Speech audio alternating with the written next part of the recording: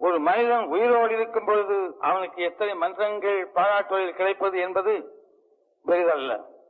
அவன் மறைந்த பிறகு என்னையே நான் எடுத்துக் கொள்கின்றேன். என் மறைவுக்கு பிறகு எத்தனை மன்றங்கள், எத்தனை மக்கள் என்னை நினைக்கின்றார்கள் என்பதை பொறுத்துத்தான் நான் வாழ்ந்ததற்கு ஏதாவது நியாயமான காரணம் இருந்திருக்கிறது என்று நினைப்பதற்கு இருக்கும். வாசல்ல இவரை விட மோசமான நிலையில் ஓடுவார் மூத்த நடிகன் ஒருவன், அண்ணே சாப்பிட்டு 2 நாள் ஆச்சுமா, இந்த 10 ரூபாயில 3 ரூபாயை தானம் செய்தவர்.